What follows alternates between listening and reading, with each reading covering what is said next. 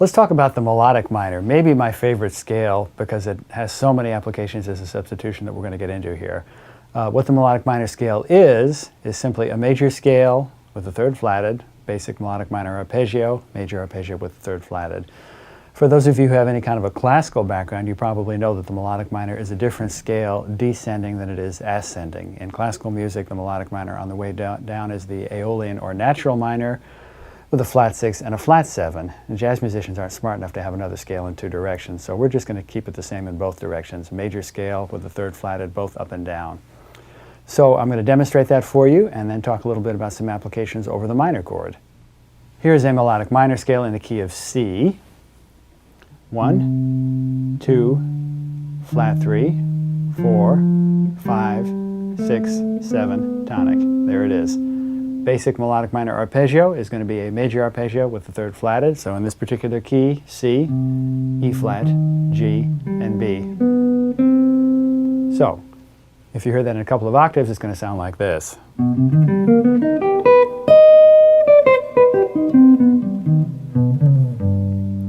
So the first application of the melodic minor is over the minor chord. Sometimes it's specified in a tune. It might say C minor major 7, or C minor major 9, or 11 or 13. We can pull some notes that would normally also be part of the embellishments over the Dorian minor into the melodic minor equation. The only difference between Dorian minor and melodic minor is that major 7. Does it always need to be specified for you to use it? No. Very often I will use that major 7th as a passing tone if I'm playing over a minor chord, or essentially over any minor chord.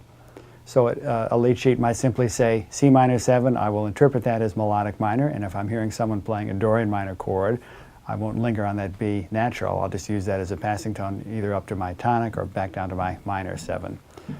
So here would be an example actually of taking melodic minor and mixing it together with a little bit of Dorian minor. Here's melodic minor. Here's Dorian minor.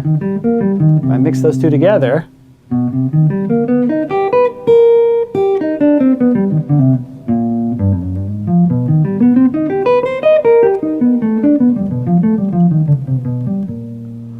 so the melodic minor by itself, Dorian minor by itself, mixed together. So the first thing that the melodic minor tells us is that the major 7th interval can be used as a note choice over any minor chord, but certainly over the melodic minor. There's another key of melodic minor that works over the minor, and that would be the melodic minor a whole tone below. So if I'm playing C minor, that would be a B flat melodic minor. And this is actually the second mode of the melodic minor. This is called Dorian flat 2 or Phrygian 6. It's actually in between two of the diatonic minor modes. So it's not quite Phrygian, it's not quite Dorian. I love this sound. I think it's a really interesting color. The major 6 remains, but the flat 2 is now added. So here would be a B flat melodic minor if I take a basic arpeggio, 1, flat 3, 5, 7 in the key of B flat. So in this particular key it's going to be B flat, D flat, F, and A. So if I mix that together with a basic C minor, there's a C Dorian minor, very simple. Here's a B flat melodic minor. If I mix those two together,